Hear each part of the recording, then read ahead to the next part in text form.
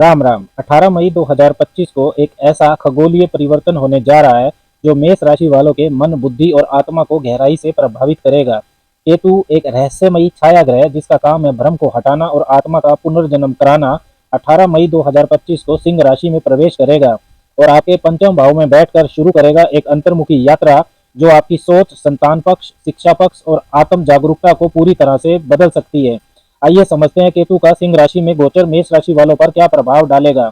सबसे पहले समझना होगा कि केतु सिंह राशि में कैसा फल दिखाते हैं। केतु को छाया ग्रह माना जाता है। केतु त्याग, वैराग्य और गहन आध्यात्मिकता का परिचायक है। केतु की ऊर्जा रहस्यमयी, माया व भौतिक जीवन से अलगाव लाने वाली होती है। केतु व्यक्ति को आत्मिक ज्ञान की ओर अग्रसर करता है। आध्यात्मिक उत्थान, संत, योगी, संन्यास, ध्यान लगाना, अवचेतन मन में झांकना, दार्शनिकता, इन सब का कारक केतु होता है।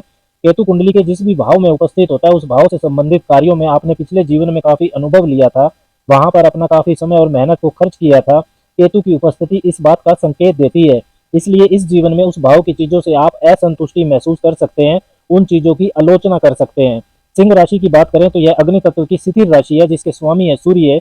यह राशि आत्मविश्वास, नेतृत्व अक्षमता और राजसी प्रभाव का प्रतीक मानी जाती है। सिंह राशि का संबंध आत्मा, प्रतिष्ठा, सरकारी कार्यों और आत्म अभिव्यक्ति से होता है।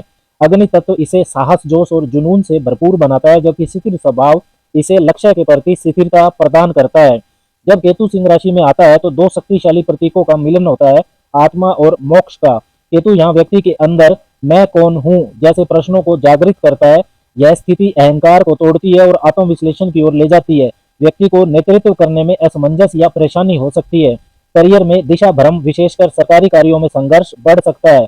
लेकिन गूढ़ विद्याओं, रिसर्च, मनोविज्ञान, गुप्त ज्ञान और ध्यान योग से संबंधित कार्यों में जबरदस्त सफलता मिलने की संभावना रहती है। सिंह राशि में केतु तो सामाजिक संपर्क से कटाव हो सकता है, इसलिए खुद को दूसरों से श्रेष्ठ समझने की भावना से दूर रहें।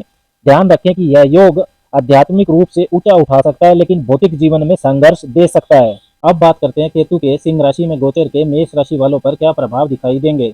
केतु 18 मई 2025 से 5 दिसंबर 2026 तक सिंह राशि में गोचर करेगा, जो कि मेष राशि वालों की कुंडली में पंचम भाव में स्थित रहेगा।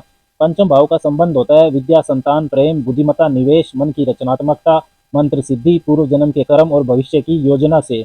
यह समय आपकी बुद्धि, संतान, शिक्षा और रचनात्मकता के क्षेत्रों को प्रभावित करेगा। केतु की दृष्टि नवम भाव, भाग्य भाव, एकादश भाव, लाभ भाव और लगन यानी कि पहले भाव पर भी पड़ेगी, जिससे आपके धार्मिक विश्वास, सामाजिक दायरा और आत्म छवि पर गहरा असर हो सकता है।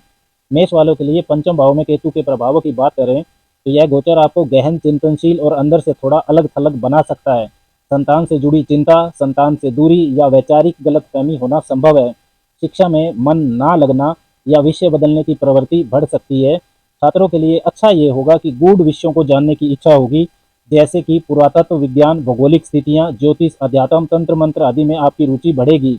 रचनात्मकता के क्षेत्र में नई लेकिन असामान्य सोच उत्पन्न हो सकती है, जैसे अध्यात्म, टैरो, रहस्य विज्ञान आदि सीखना।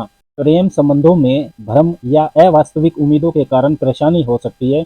आपको धोखा भी मिल सकता है, इसलिए आपको सावधान रहना चाहिए। संतान को लेकर कुछ चिंताएं बढ़ सकती हैं, इसलिए इस दौरान आपको अपनी संतान के स्वास्थ्य का ध्यान रखने की भी आवश्यकता पड़ेगी। केतु की नवम भाव पर पंचम दृष्टि रहेगी, जिससे धर्म, भाग्य और उच्च शिक्षा से संबंधित दृष्टिकोण में बदलाव होगा। पारंपरिक आस्था से हटकर गूढ़, तांत्रिक या रहस्यवादी विषयों की ओर झुकाव हो सकता है। गुरु या पिता से वैचारिक टकराव संभव है, अतः संवाद बनाए रखें। केतु की सातवीं दृष्टि एकादश भाव पर रहेगी, जहां राहु गोचर करेंगे। राहु का 11वें भाव में गोचर अचानक लाभ, नई इनकम सोर्स, सोशल मीडिया या ऑनलाइन कार्यों में प्रसिद्धि और तरक्की दिला सकता है।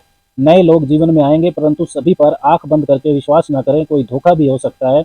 इस समय में राहु आपको बड़े सपने दिखाएगा और कई बार भ्रम भी पैदा करेगा। योजनाओं को धरातल पर लाने के लिए ठोस कार्य योजना जरूरी है।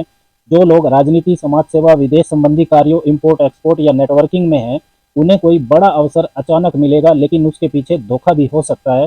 दोस्तों या नेटवर्क से गुप्त एजेंडा वाले लोग जुड़ सकते हैं, सावधान रहें। केतु की नवम दृष्टि पहले भाव पर रहेगी। यह प्रभाव आपके आत्मविश्वास, शरीर और मानसिक स्थिति को प्रभावित करेगा। कभी कभी आप खुद को अलग थलग या समझा ना गया महसूस कर सकते हैं। आत्म मूल्यांकन और आत्म शक्ति को जगाने का यह उत्तम समय है, बशर्ते आप ध्यान और साधना को अपनाएं।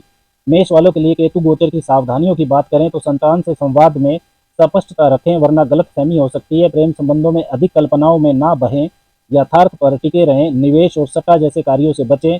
धोखा हो सकता है। किसी भी धार्मिक गुरु या संस्था के प्रभाव में आने से पहले सत्यता जांच लें। सोशल नेटवर्क या पब्लिक फेम में कोई छुपा एजेंडा हो सकता है, जांचें और धैर्य रखें। अब बात करते हैं केतु गोचर के दौरान करने वाले उपायों की। आपको मंगलवार के दिन किसी मंदिर में तिकोना झंडा, ट्रायंगुलर फ्लैग जिस पर जय श्री राम लिखा हो, लगाना चाहिए। ओम केम केतवे नमः इसका 10-15 मिनट हर रोज जप करना चाहिए। हनुमान चालीसा का नियमित पाठ करें, विशेषकर मंगलवार और शनिवार को तो जरूर करें।